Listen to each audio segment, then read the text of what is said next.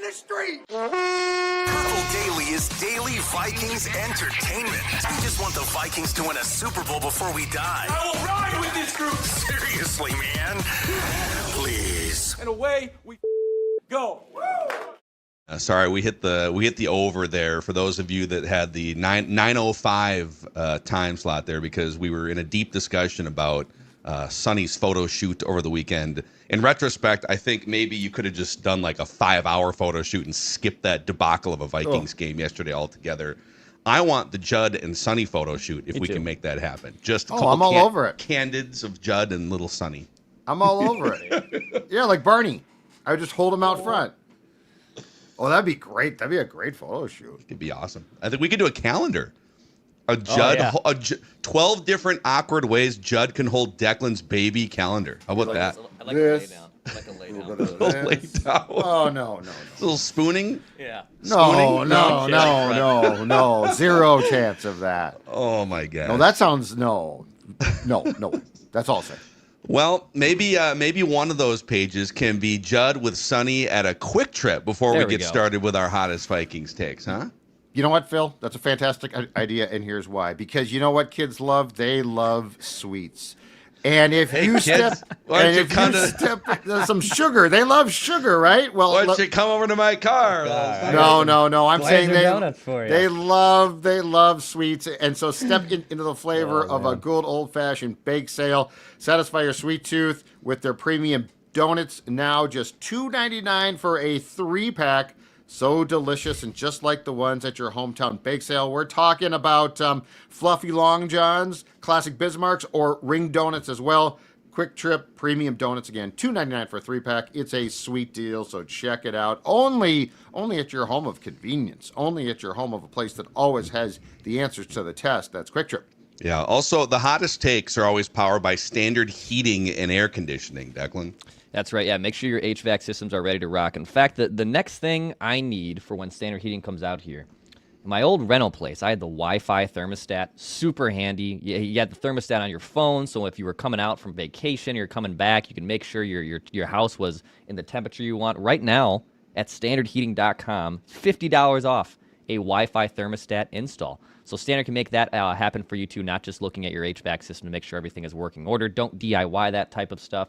Go to standardheating.com to join that smart club like I'm on to get you discount on repairs, priority booking. They power our hottest takes. I am very excited to hear our group's hottest takes here. Yeah. Not a victory Monday, another losing Monday. What's like the good word for non-victory Monday? Mundane Monday. Mundane Monday, yeah. We'll have to workshop the alliteration there. We need words that start with an M. Massacre Monday. Malaise Monday, I don't know. Oh, Malaise Monday might be good. That's not a bad Monday Malaise. Yeah. Well, whatever it is, we're here again a couple weeks in a row here. Looked like the Vikings were kind of sneaking back into, after that Lions win, it was like, oh, playoffs might be in play. Division might be back in play. McCarthy throwing daggers all over the place. It's almost like we reset team and quarterback back to square one. So, Judd, why don't you bat lead off here? What is your hottest Vikings take here to start the week? All right, it is this. It is very simple. It actually does not involve J.J. McCarthy, although I guess big picture it sort of does, and that is this. Kwesi Adofo-Mensah and Ryan Grigson will not be with the Vikings this spring to run the draft. I think somebody is going to take the fall. Somebodies, perhaps, are going to take the fall for this season. And the reality is the Vikings right now have, I believe it's going to be about 10 draft picks in April. The drafting so far has shown nothing in the way of, hey, you know what? You've done a great job. You're bringing in a lot of young talent here. I don't think that Kevin O'Connell's in trouble. Now, Kwesi did too. O'Connell got an extension. Kwesi did as well, but that was a little bit more. It took more time, and I'm not sure that I don't think it's on the same level that Kevin O'Connell's contract extension was on. Ryan Grigson is sort of the right-hand man. And look, I mean, you go back to his Colts history, this is not entirely surprising. But I really think that this season beyond McCarthy, I think, is going to cost some people their jobs because we talked about this on Ventline. The Wolves entered this season being told something that created expectations. And the Wilfs have made it very clear, and I don't even agree with this, but it's how they operate, that they don't believe in like rebuilds. And if you're going to reset, it needs to be a competitive rebuild. Well, guess what? In 2025, there was a lot of hope internally entering the season. That, as of now, has failed. They are, I believe the Athletic has them with a 3% chance to make the playoffs. So who's going to be fired? I think Kwesi and by extension Ryan Grigson pay the price for this season. Wow. I like it. Yeah, man. All right, we're coming out swinging with hottest takes. Yeah, because they're at this point, playoffs are off the table, barring a crazy run, and so there's kind of two ways you could stumble into the offseason.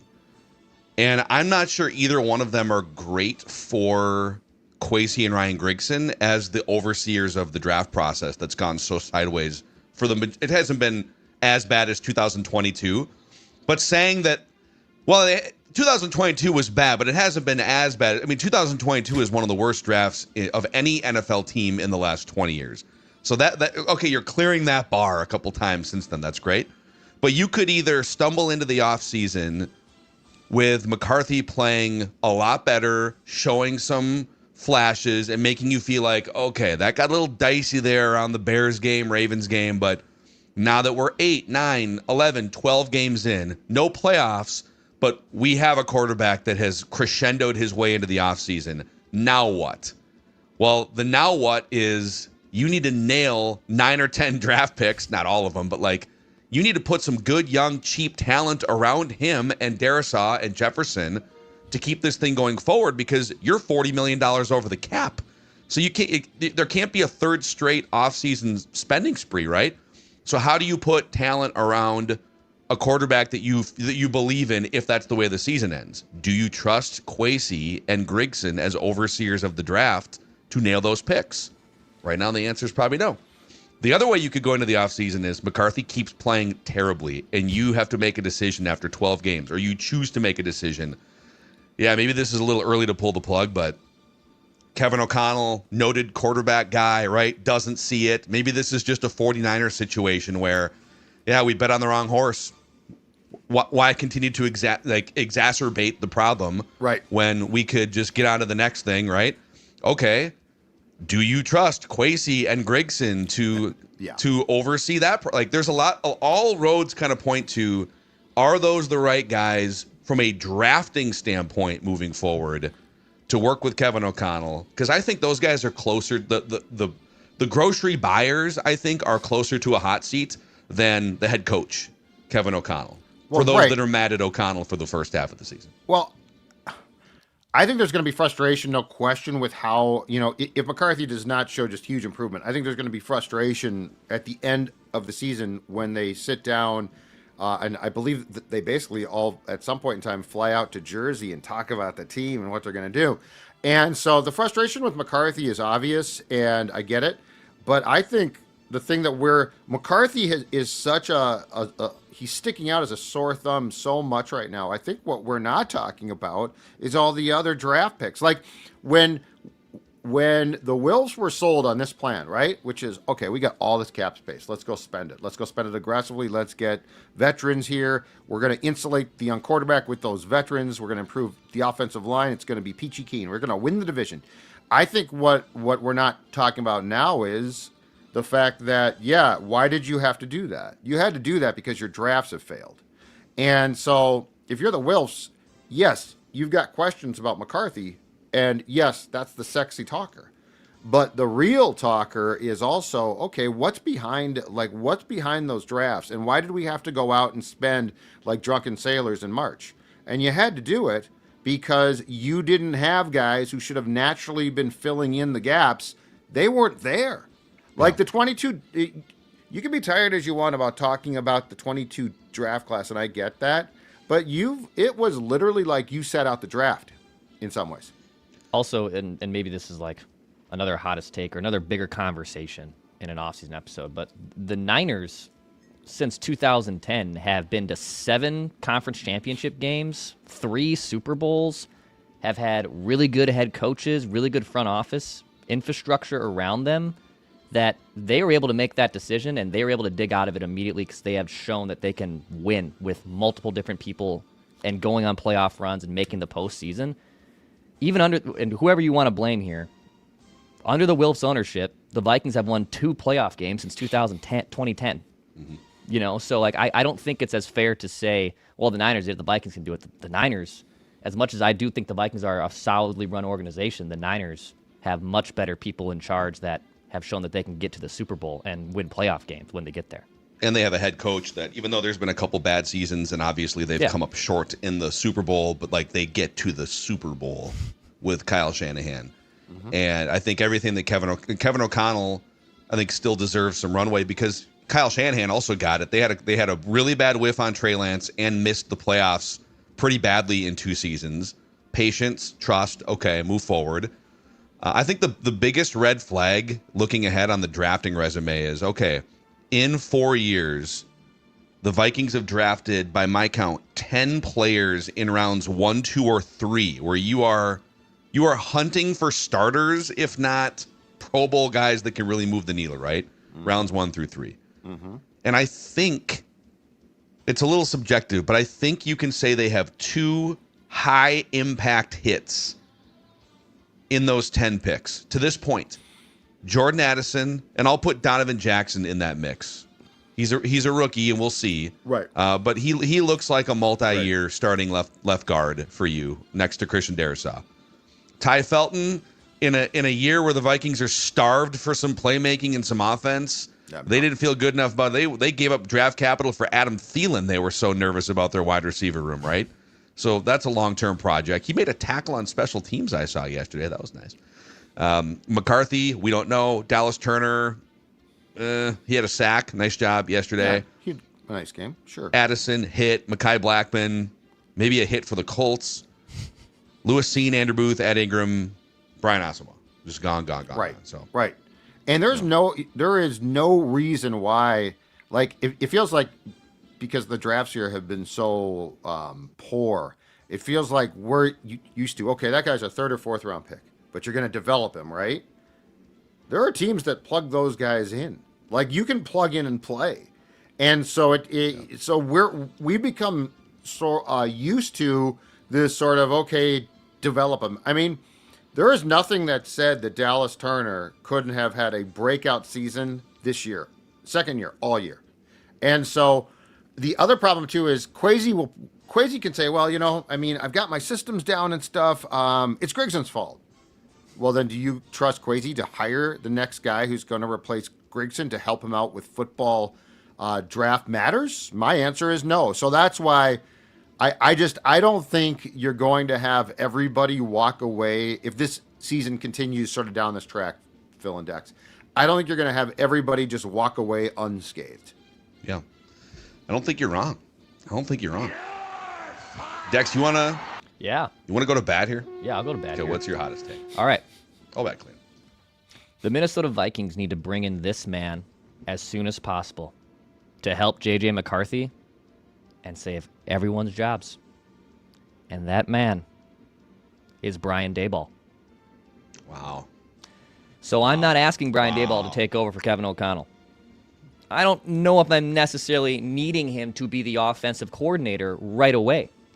I'm simply asking the Vikings to bring in Daboll, who helped mold one of the biggest project quarterbacks in recent draft history. It's my favorite take of the season. I love this. So before he morphed into an NFL MVP, Josh Allen was a raw piece of clay.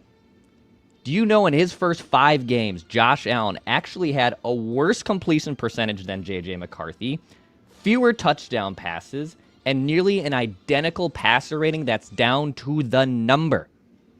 All right? So they're also being schemed with big arms to push the ball down the field, high ADOTs in their first seasons as starters. The Bills were patient with Allen, and they were patient with Brian Daboll. It really wasn't until year 3, like in year 2, Allen took a nice step forward, still was incredibly inaccurate. They did make the playoffs that year. They were one and done in 2019, his second year as a starter. But in 2020, all of a sudden, this guy rose up and became a Superman, Hulk-like figure and has now had the Bills. I know they haven't gotten past the Chiefs, but as a perennial AFC foe, that should be able to get to the Super Bowl, and they were patient with Daboll. I mean, if we were doing Bills Daily in 2018 and we were having the same conversations about Josh Allen and the infrastructure around him, don't you think we probably would have called for an offensive coordinator change very early in a very reactionary-like league?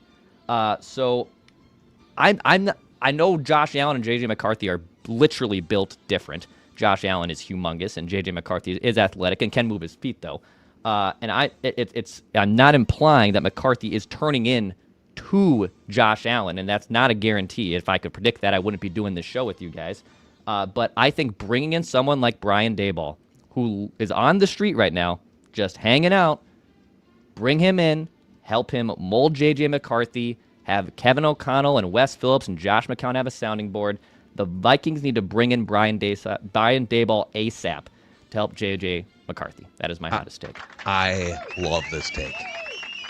And I love that you brought up they're different players. Josh Allen, size, athletic ability, bigger upside. He has like MVP upside, obviously. So it's not complete apples to apples. But both guys mechanically flawed, but have a fire within them. Just those guys, both guys have shown flashes. If you go back to Josh Allen first couple years before he knew how to throw accurately, still kind of dug deep here and there and figured out a way in certain games. And McCarthy, you've seen some of that. Mm-hmm. And then Daboll, as a play caller and as, an offensive tutor, helped iron out the inaccuracies over a couple years in 25 or 30 starts. And while doing that as a play caller, right, because he was the play caller from 2018 all the way through with Sean McDermott, the defensive-minded head coach, the Buffalo Bills were 6th in the league in rushing attempts in Josh Allen's rookie year, and then 6th in the league in rushing attempts his second year. Some of that's because Josh Allen ran the ball 80 or 100 times himself. Yeah. But, okay, he can't hit the broadside of a barn. He's raw. He's a piece of clay, like Declan said. Let's pound the run from a play-calling standpoint, put him in some situations to not overexpose him, but to highlight his abilities. And then going into year 3 after a bunch of work, it finally clicks to where he can lead the thing, and now you're competing for Super Bowls. Now, I think there's a chance Daboll could get some sniffs as a head coach, but he probably does need a year or two to be a coordinator. Does Kevin O'Connell have it in him to, Judd shaking his head, no to go kind of outside the sphere and maybe even cede play calling duties? Or would he come in as more of like a scheming consultant? Kevin O'Connell, first of all, okay, I think the question, if you want to make this move, and it would not be this season, but if you wanted to make this move in January after the season, I think O'Connell would probably be fired. I don't see him allowing a guy like what tree is Daboll from? And like Phil, your point, the Belichick tree, right? Right, but And that's Alabama. the point. But the running stats, which I appreciate. But Kevin O'Connell, this would go against every fiber of his being, and quite frankly, I don't think his ego could take it. Well, I'll listen to that argument. You might be right about that, but you kind of went down another street there of, well, the Wilfs would look at that. So why to me, if you're ownership, hey Kevin, we love you as a leader. We love what you've done so far. You've brought us a couple 13, 14 win seasons. All right, we've hit a little block here with developing a quarterback, and quite frankly, with your hyper obsession with passing the football, more than most teams in the NFL. Is there another smart person from outside the room that you could hire and carve some space to make this thing better? Like, that would be a great attribute if I'm an owner looking at Kevin O'Connell. It would be 100% though from his tree of offensive minds. So my question is flat out: would you consider a coaching change? Like, I don't think it's going to happen. No, but I don't think Kevin O'Connell would allow Brian Daboll in his building. But, I mean, if you do want to make the comp of Allen's accuracy to McCarthy's current problems, you can certainly make that comp. But I think Kevin O'Connell would say, if you want me to bring in Brian Daboll, then fire me and just pay me. Yeah, I mean, you might be right from an ego standpoint, but then I would say, okay, if there's clearly some problems here, and the biggest problem is you have a quarterback that to this point is not accurate enough to execute probably any offense at a high level. He's just not. Although Positive Phil has a hot take coming in here in just a second. So Kevin's going to have to figure out, are these things fixable under my jurisdiction with our current staff? Or would it be helpful to bring someone in from the outside, ego-free zone here, that can help us get to the right outcome? Do you value ego or the right outcome more? Is a question that they might have to... You value ego more? No, Kevin O'Connell will. Like, there's a tipping point here. I think you could go... I think there'd be a conversation to at least be had without being kicked out of his office about getting somebody from his tree to come in and help. I mean, I'll throw the name out. It's not going to excite folks now. Mike McDaniel, right? But that comes from sort of the same tree. But I mean, Brian Daboll is from, Dex is right, the Belichick tree. And the problem too is, so you do want to bring in Daboll to work with McCarthy to see if he can recapture the Allen magic, but you don't want to hire him as head coach because that went sideways quick. So it's interesting. Yeah, it is. I love it. It's a great thought-provoking discussion here. I think to me the biggest developmental red flag is, even though JJ McCarthy was robbed of a bunch of practice reps in his first season because of the meniscus injury and then like the follow-up procedure, I feel like even with some of those reps robbed from him in the pre-draft evaluation, you saw his mechanics. You saw him practice all throughout his first summer, first training camp, leading into the game that he got hurt. And then you've been working with him again because he stepped foot on a field like early 2025 and was going through some throwing. He was part of all of the offseason mini camps, OTAs, training camps. And so either the coaching staff is doing a terrible job tweaking his mechanics, or they haven't been working with him as closely as maybe we think on the outside looking in. Or I guess the third option is they've done everything they can, and he just reverts to terrible mechanics when the pressure gets high in a real NFL game. It's I think it's one of those three things, and I would say two of those reflect poorly on the current coaching staff from a development standpoint. And I think it's door three. I think you think that the staff has done everything they can? I think they've done a lot. I think he just reverts back to when it's funny when the pressure's on and he can think about it, because we saw it yesterday in the hurry up. In the hurry up, he was fine because he couldn't think. Yeah, but he was mostly fine. Yeah. But for him, he was great, like compared to what we had seen. But yeah, I think they've done a lot of work. I just think the problem is he reverts back to what he has done, and he thinks about it. You can see if you go back and watch his throws, like the ones to Jefferson, the one that basically went to St. Paul. If you go back and watch that throw, you can like see the wheels turning. Like the wheels are, he's grinding through. Yeah. Okay. And I'm sure he's thinking, don't screw it up. Don't screw it up. Don't click heels on the drop back. Yep. Don't click, yeah. heel click. Yep. Click, click. Yeah. Okay. Right. So I do think the game by game criticism, absolutely. We're gonna continue to poke at the inaccuracies and the things that need to get better. But on a macro level, here's my hottest take. Positive Phil actually coming in here. So if you're not ready for Positive Phil on this Misery Monday, as people are coining it in the YouTube comment section, by the way, thank you guys for hanging out with us here on a Misery Monday. Click that subscribe button on the Purple Daily YouTube channel, the like button on this episode to help us keep going to our next milestone, which we think is 70,000 at some point, maybe in 2026. But if you are a warning, if you aren't ready for Positive Phil on this Misery Monday, then I'm going to give you 5 seconds to do what you have to do to click stop or pause. You haven't even said a word yet, and they're coming after you. I literally haven't given my take yet, and yeah, you're right. Boo, Positive Phil. Zip your face, Positive Phil. Yep. Come on, Gregory says.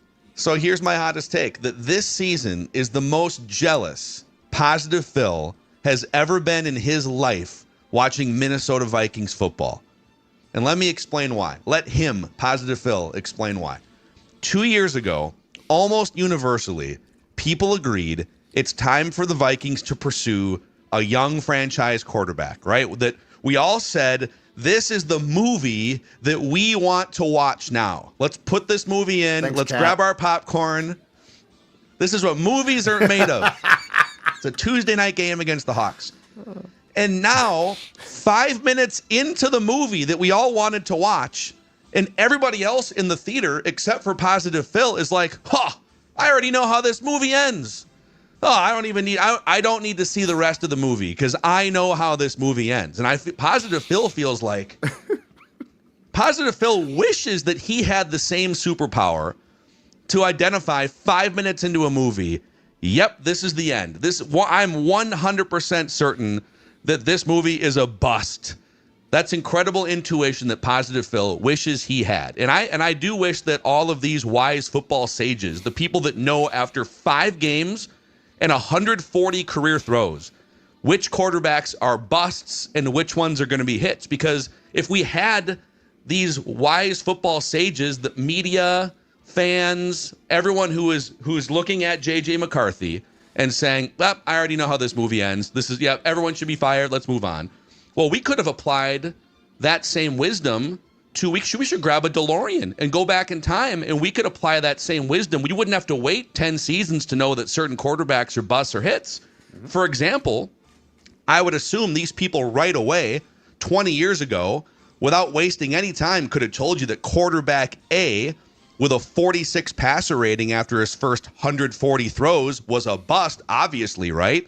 And quarterback B with a 101 passer rating was a stud, obviously. We don't need to see any more than the first 5 minutes of the movie, except for the fact that quarterback A was Eli Manning and quarterback B was Minnesota's own Todd Bauman. But if we don't bother to watch the rest of the movie, then how would we let Eli Manning's career play out, right? Or maybe we would have known 10 years ago without needing to wait because we know how the movie ends. Quarterback A with a 64 passer rating after 200 throws was going to be garbage.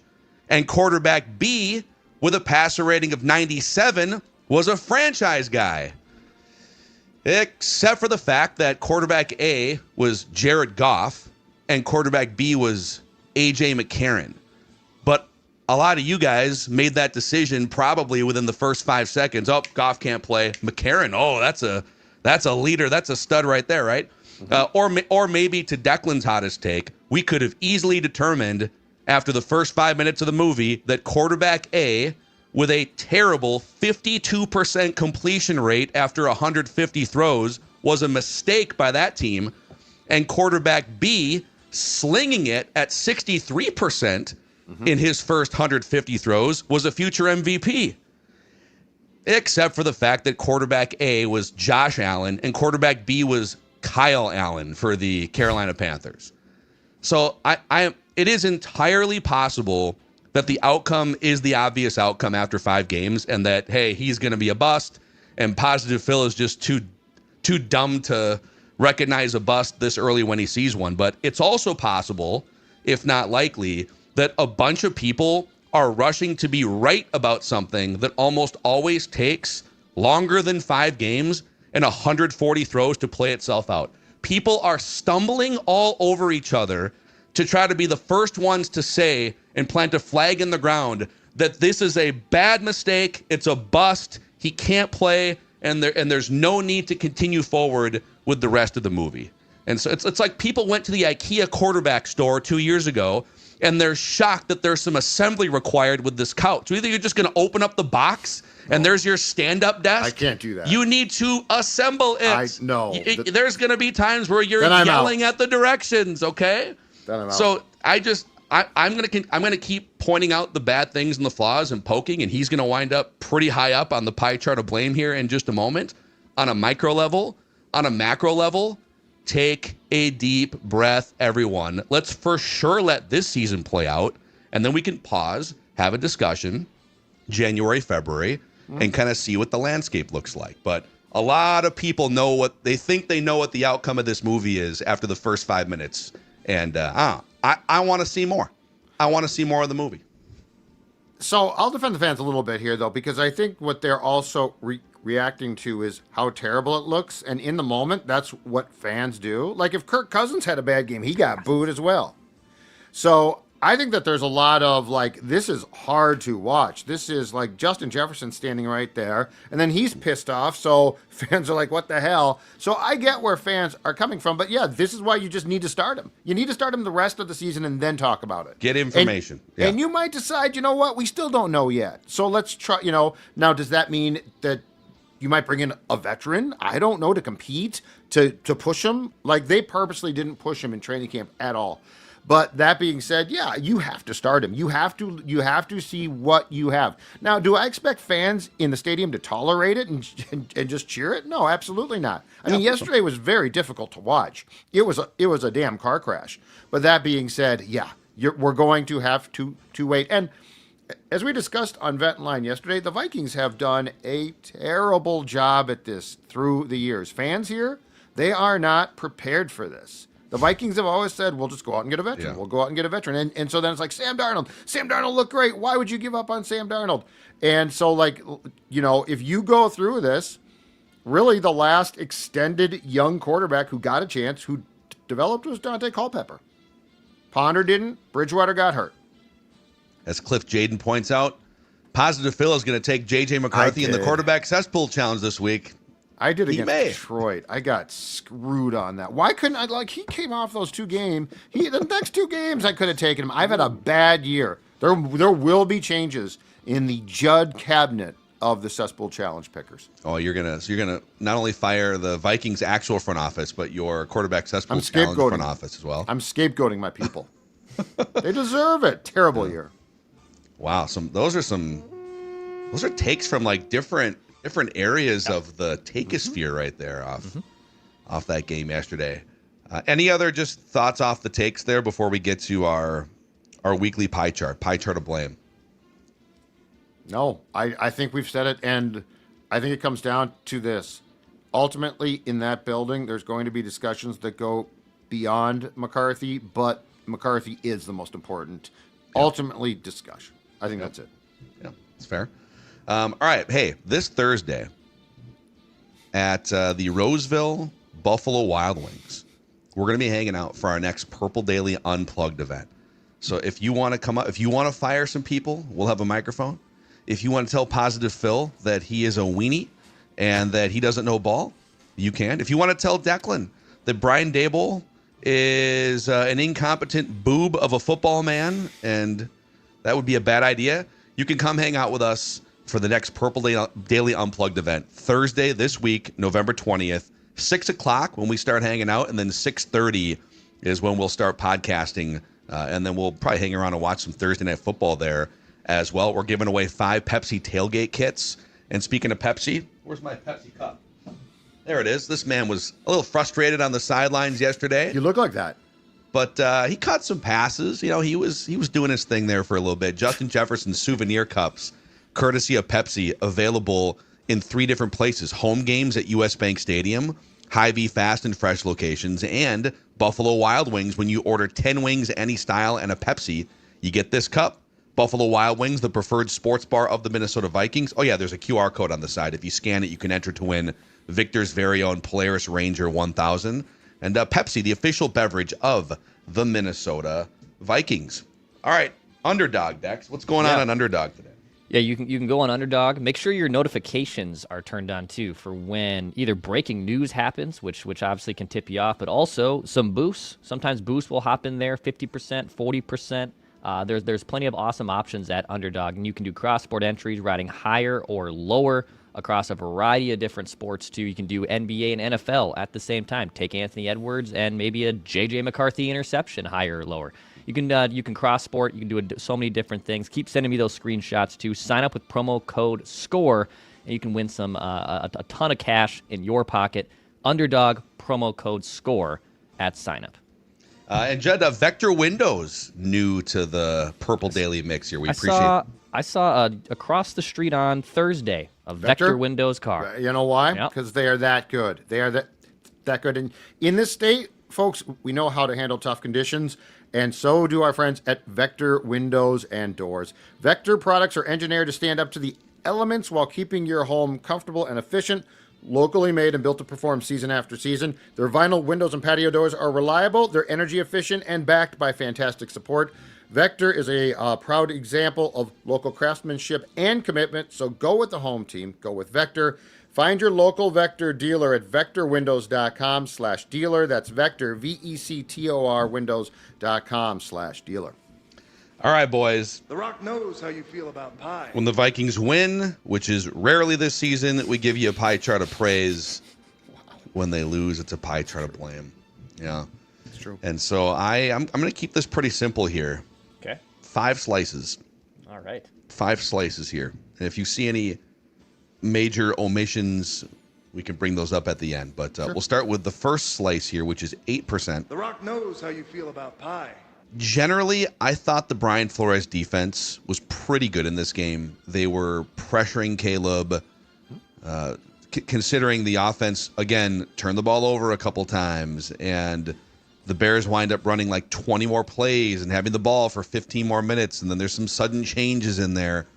It's a lot to throw at the defense. And they, to hold the Bears under 20 points, that's a good offense. It's one of the best yardage Bears offenses in 50 years. I think before the game, if you would have said, Bears are going to score 19 points, take it or leave it, I think you'd say, I'll take that, and then just hope that the Vikings at home against a pretty bad Bears defense can score 20. That was too tall of a task. But I'm giving 8% to the Flores defense, specifically for giving up 3rd and 13 and 3rd and 14 conversions in the second half, where you had those drives on ice, and you play a little too lax, and you let a tight end or whoever, break free. So the 3rd and 13 conversion led directly to a field goal, which pretty important in a 19-17 game that you gave them an extra 3 points, basically. And then the 3rd and 14, which was later, that was kind of like inside 7 minutes. It wound up extending a drive, leading to better field position. The Bears wind up punting from like the 50, putting the Vikings back on their heels at the 15, and it 8 more time off the clock. Now, the Vikings still responded down the field, J.J. McCarthy and company, and scored anyways, but it just made it more of a time crunch. So 8% to Flores defense for bending and breaking on 3rd and 13 and 3rd and 14. Didn't they also have, feels like in the pie chart we did a couple weeks ago or last week, didn't they also do the same thing? They played a pretty good game, but they gave up 3rd and longs, which is just a backbreaker. Killer, man. It felt like it's been all season, not even like the last 2 weeks. True. I wonder. We can probably figure it out, but they have to be near the top of the leagues of 3rd and long conversion rates, opposing, like allowing 3rd and long conversions. Sure. I think we can, I actually think we can maybe find that, maybe even before the show's over. I do have StatHead open here. We'll see if we can. 12% The Rock knows how you feel about pie. to Jordan Addison. 2 brutal drops in this game by Jordan Addison. One of them on that second drive may have been a touchdown. I mean, he was behind the secondary. Terrible. So Tom Brady said it was a touchdown. And then they kind of, as they showed the replay, the defender was grabbing some undershirt. Maybe you get one of those NFL Films highlights where the undershirt rips and Jordan Addison runs free for a touchdown. But either way, I think the Vikings wound up punting on that drive. At the very least, if he catches that ball, it sets the Vikings up in field goal range, an extra 3 points. Again, in a game that was 19-17. Yes. And so that's one of the factors that may have cost you that game. He said, and Jordan said post game, if I catch those 2 balls, we win, and he's right. Good for him to own that. But yeah, but 12% is kind, because that first one that you just talked about was brutal. Yeah. And it's just he doesn't drop a lot of passes, I feel like. He's pretty reliable in those situations. So, but I got to give 12%. Maybe even, he might have even deserved more just because of the high leverage nature of it. The Rock knows how you feel about pie. It feels like we have also seen him make that catch many times. Yeah, for sure. Like, it's a tough catch, but that ball was well thrown. Yep. So McCarthy was wildly inaccurate, and also the Vikings dropped at least 5 counted drop passes and a couple more that were, and some of it is like, all right, dude, just take a little off the 98-mile-an-hour heater in certain, but that was one of those, he avoids some pressure, he moves up in the pocket, kind of that weird whip around motion to get the ball out there, perfectly placed. It was a great play by McCarthy, and on a day where he wasn't very accurate and passes like that were few and far between, you got to catch the ones that are on the hands. So 12% Addison. Yep. Okay, 25% to Matt Daniels and the Vikings kickoff coverage unit. So Duvernay has the massive return to set the Bears up basically in field goal range. And when you watch that play back, it's hard to know exactly who was at fault. I've watched it back about 5 or 6 times. Yeah. Do you have a take on that? Mark Craig actually went and found out. So okay, he poked around in the locker room, and 3 Vikings, Ivan Pace Jr., Austin Keys, and Ty Felton, abandoned their lanes on the far left side of the front line and over-pursued to the right as Duvernay cut hard the other way. And Tavier Thomas, who was on that side but didn't abandon his lane, said all week we talked about Duvernay catching the ball in that corner to the right and going to the wide side of the field on the left. All I can say is guys got to do their job and trust the coaching. So they were prepared for it. They had been warned about it. And 3 guys decided, I'm going to be a hero. Yeah. It's like you don't need to be a hero. And I saw some people debating, like, should the Vikings have just kicked that ball out of play? Well, if you kick it out of bounds or short of the landing zone, now the Bears get the ball at the 40. Yeah. Well, yeah, but they got the ball at the 38 anyways. Oh, yeah, but you can't like predict that they're going to return them. You can't just start them off a freebie at the 40-yard line. So do your job. Seriously. Yeah. So that one, I mean, aside from Will Reichard, who's been awesome, and Miles Price, who has been, besides the fumbling issues for a game, has been largely awesome. With penalties, with that leaky coverage unit on that, it's just been one thing after another on special teams for the Vikings. Mm-hmm. So add this to the list. 25% Matt Daniels, Vikings kickoff coverage unit. The Rock knows how you feel about pie. All right, 2 more slices. Another 25% to the brain trust combination of Kwesi Adofo-Mensah and Kevin O'Connell together for this reason specifically. For not understanding what they had with this roster going into the season. This is less about putting Kevin O'Connell in the pie chart because of like bad play calling patterns or not. You know, they actually, on the first 3rd and 2, they ran the ball successfully. It was great. They did mix in a couple failed pass attempts on those 3rd and 4th and short yardage, so they still have not completed a pass with McCarthy on 3rd and 3 or less, 4th and 3 or less. It's a wild statistic, but just more generally, the Vikings are spending $344 million in cash on this year's roster, which is the most cash of any team in the NFL for 2025. The Wolves have said, yep, okay, let's load it all up in 2025. Veterans, extensions, cash hitting the books in 2025. And this team is basically out of the playoffs before Thanksgiving. It's a roster with holes and weak spots, cornerback, tight end, run defense, and it's a quarterback who might be good down the road, as I ranted about in Hottest Takes. I want to see more, but he's not good enough right now with this team to drive this car into the playoffs. So between miscalculating how ready J.J. McCarthy was to step into a playoff team and be a quarterback of a contending team, and Kwesi overseeing that much spending on win-now moves that were going to insulate maybe some subpar quarterback play from derailing this thing. Yep.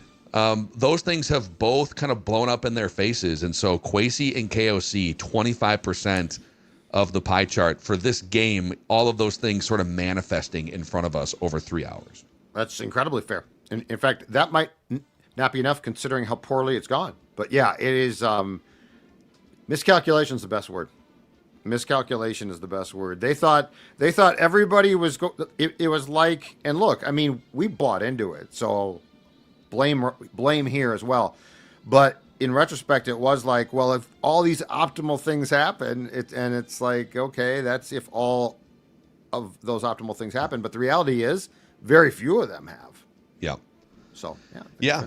And that brings us to the last slice. The Rock knows how you feel about pie. 35%, or I'm sorry, 30%. 30%, right? 25, 50, 30, yeah, 30. Oh my God. Oh boy. 30. Oh, but Phil. You gonna mess it up? Oh It's no. 30%. I Just can't changing the believe map on you the fly. you've joined the The Rock club. knows how you welcome. feel about pie. We've been I waiting saved for it. I saved it right. Yeah, it's like heaven. Hey, what's up? Ooh, you got that pie chart math wrong there at the end there. Yeah, That's you could wait unfortunate. outside the gates. That's unfortunate. Hey, JJ McCarthy eats 30% of this pie chart of blame. Just because I am in the I want to see more long term boat doesn't mean I can't give him the biggest slice of pie chart of blame for this game, because he had major accuracy issues. Like, the first drive, take a breath, man. Like, he's sailing everything, not being able to translate mechanics from what they saw in practice. Kevin O'Connell went on the record and said this might have been the best week of practice he's had so far this season. Well, I can't imagine if he had that great of a week of practice, he was sailing footballs like this for all day Wednesday and Thursday. So just not protecting the ball. He has one of the highest interception rates of any quarterback the last few years. He's a turnover machine. He's an incompletion machine. And he's lucky that he didn't have at least another one or two interceptions in that game yesterday as well. So J.J. McCarthy, 30% of the pie chart of blame. McCarthy, 30. Kwesi KOC, 25. Matt Daniels and the Vikings kickoff coverage unit, 25. Jordan Addison, 12. Brian Flores and the third and long defense, 8%. The Rock knows how you feel about pie. And you might say, well, wait a second. McCarthy did enough to give the Vikings the win, basically, and then it was the special teams unit that coughed it all back. So why does he get more blame than the special teams? Because they shouldn't have been trailing to begin with by that many points if they had just hit some open passes earlier in the game and not thrown the interceptions. correct. That Bears defense, I can confirm, is not that good. And so, the thing is, a week ago against the Ravens, I was so frustrated, not just by McCarthy, but by how he was sort of set up to fail. And he was certainly not given the best chance possible. I would then argue on Sunday he was, and he failed. Look, they almost won, and it would have been interesting if they had won. I wonder what the discussions would have been, because that doesn't absolve that performance. And the fact that A, that defense is not good. B, I thought the play calling was fine. I'm sure we could quibble about some things, but there was no overall bad play calling. So I do wonder if they hadn't botched the kickoff coverage, what would the conversation have been today about a 5-5 team that still watched a terrible quarterback performance? I mean, I'm kind of glad that it's felt like it was headed this way for a while now, right? After the first couple games, you're like, oh man, McCarthy, he's hurt again, and he was just not as advertised the first couple games, except for the fourth quarter of the Bears game. You've kind of felt like, yeah, the Bears are better this season. They're the Seahawks. There's the wild card race is kind of loaded. It's going to be a long shot for the Vikings to make the playoffs. I'm kind of glad it's basically over, the playoffs thing, because now, all right, whatever. Right. Focus on the one singular thing that matters most for the next 7 or 8 games, and that does not mean call 50 pass plays to let him air it out. I think the more you can put him in situations where he has more open receivers, so that if the mechanics aren't perfect, he can still complete some passes. But it was playoffs were fool's gold pretty early in the season. A lot of us and a lot of people in that building miscalculated what was on this field for the Vikings. Did you guys see too? O'Connell postgame was talking now about JJ's posture. I missed that part. So now he's What did he talking say? about, because he said, to your point about the great practices late. I think he said the Thursday and Friday practices were really good. O'Connell's now talking about his posture was really good in the pocket in those, and it got out of whack again. It is mind-boggling the amount of things, and I don't doubt this, but it is mind-boggling the amount of things that they're talking about that they feel that break down just from his fundamental setup. There is, I think, for State of the Vikings tomorrow, I think a lot of this, there's a lot more weeds to get into off of some of the post-game comments. And just generally, based on everything we know about McCarthy, where the Vikings are at, Kevin O'Connell and his pedigree, what should the timeline be? How long should they give this development process beyond the obvious, which is this season? Okay, go get 12 games under your belt for sure.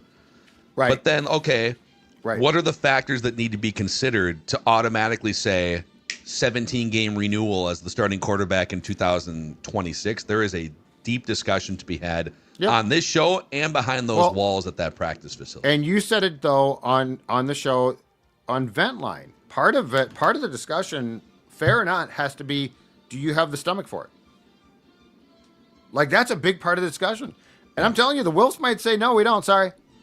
I put a poll out this morning just out of curiosity with 2 options. No third Judd made-up option. Just 2 options. And it was Vikings fans. Unnecessary shot. Where are you at 5 games into McCarthy? Option 1, he's a bust. I can already tell. Option 2, it's too early to tell. Yeah, there's been a few thousand votes on this.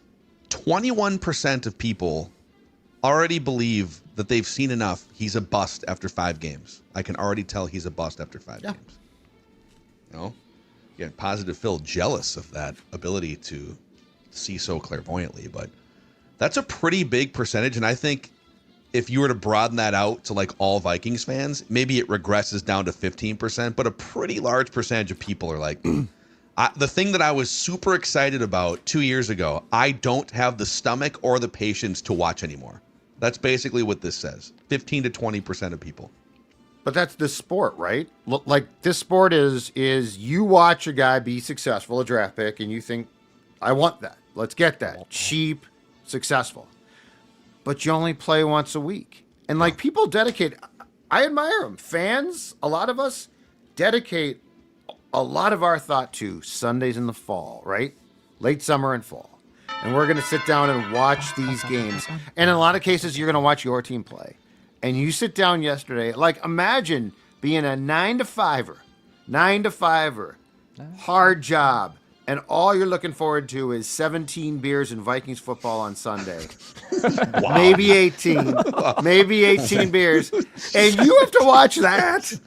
There was a couple of Ventline guests that may have been pushing that number yesterday. And you're watching the football fly every which way, and you're like, I didn't sign up for this. My job sucks, and now my football team's unwatchable. Yeah.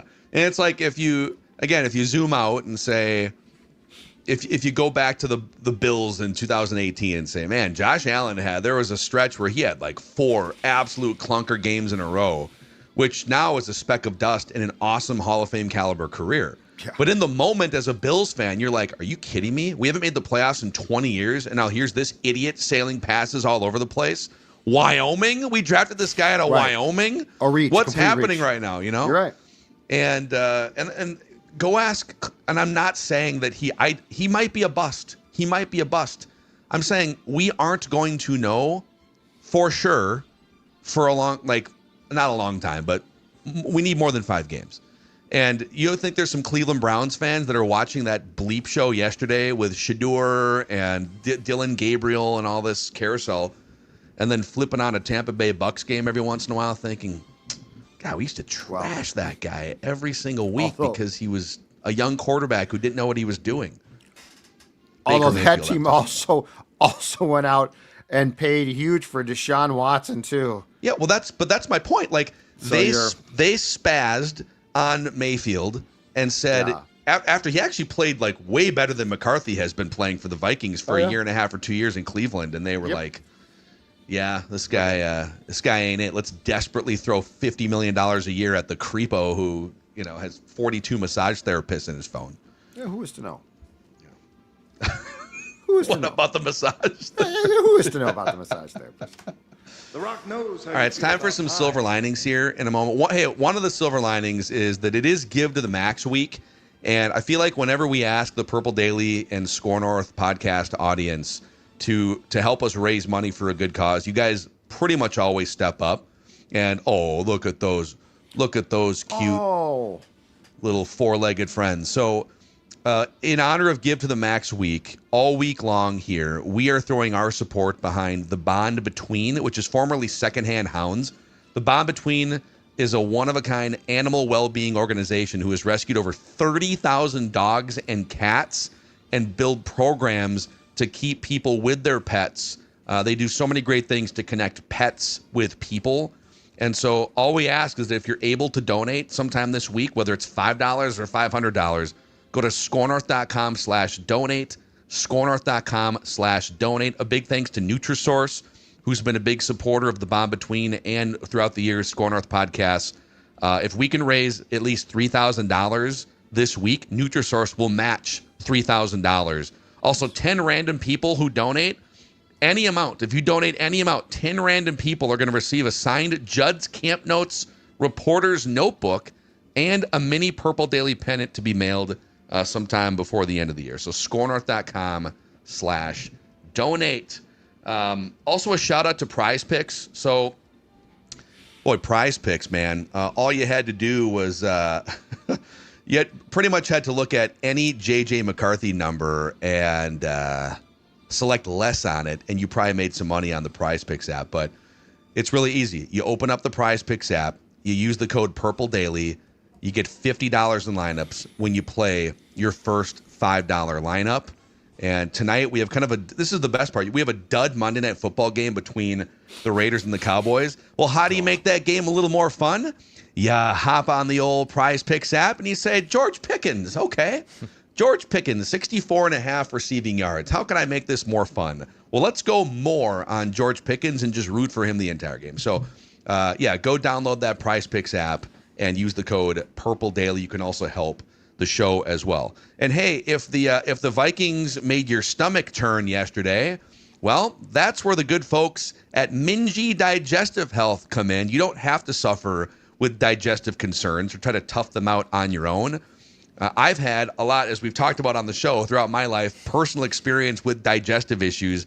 I was diagnosed early in my life with acid reflux and GERD. I've had scopes. I've been on medications. And actually, Minji Digestive Health has helped me dial in over the years how to manage foods and drinks, even sleep methods as well.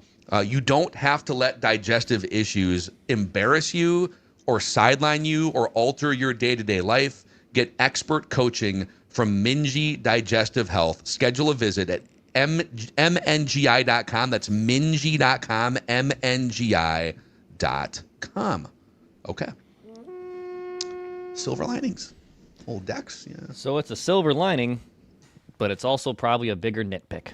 I'm juddifying the topic a little bit. Wow, we're Didn't see this juddifying. coming. Juddifying here. Okay. Positive, you once again effectively ran the football yesterday. You had a good day running the football, all right? Yeah. You rushed for 115 yards. You rushed for 120 yards the week before. On the season, the Vikings are 9th in yards per attempt. Yay. And they are 30th in attempts. Dude, I mean, what are we doing here? I don't understand with a first-year starting quarterback. Yeah. I don't understand it. And Mason, I know Judd wants more touches for Mason. Jordan Mason was very good in his limited touches, but Aaron Jones has been great this year. So the running game and the running backs have also provided some nice outlets here on some passes for McCarthy as well. But they are running the ball as one of the 10 best teams effectively this season, and they are choosing to do it the third fewest in the entire NFL. It's mind-blowing. So, yes, great, you ran the football effectively. For the love of God, do it more. Do it more.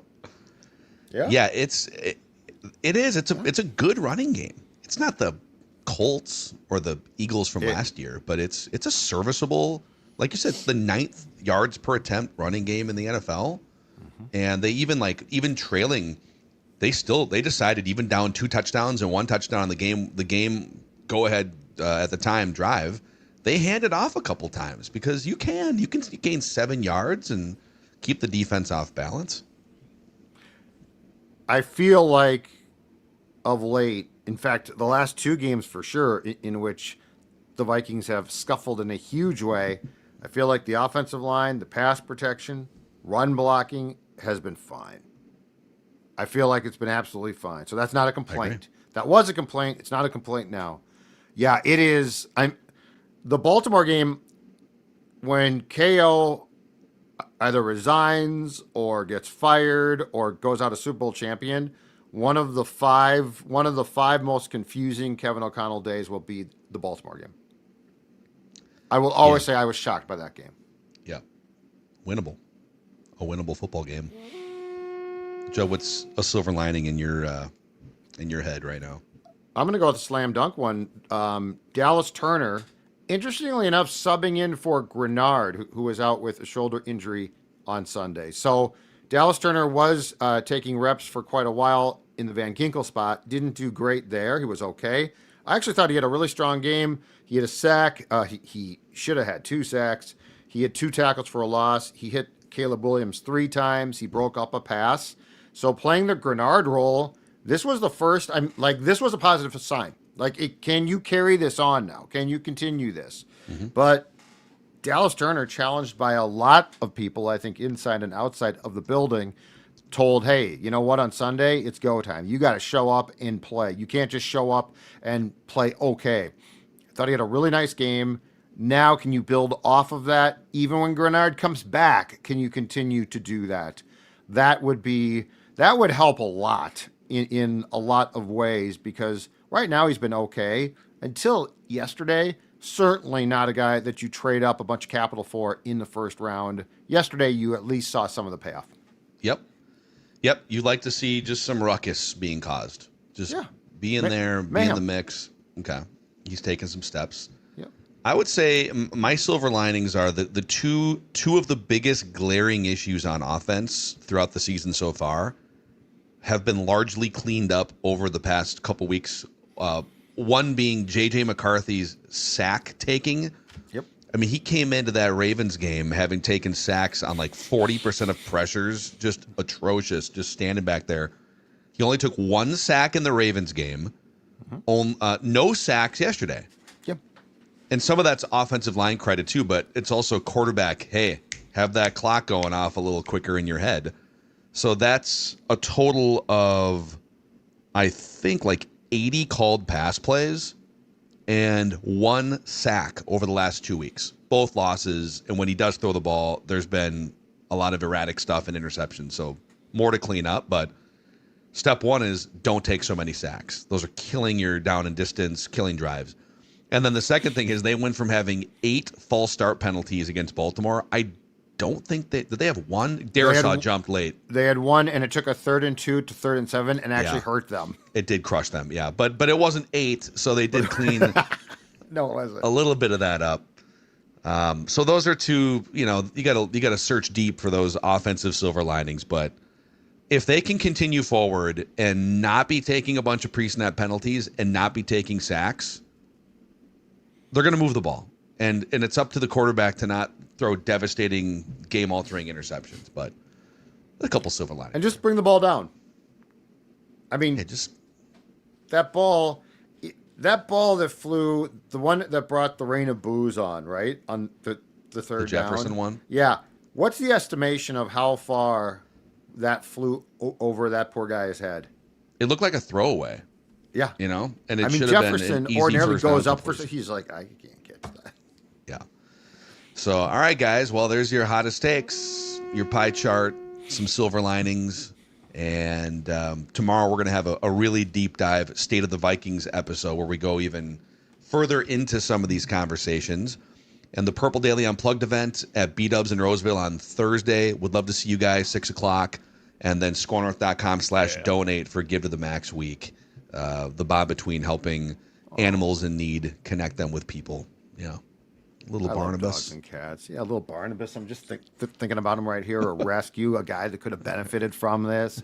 Fantastic player, two-way player. You're Brian Daboll. You stepped in and saved an injured animal. Yeah. That's something.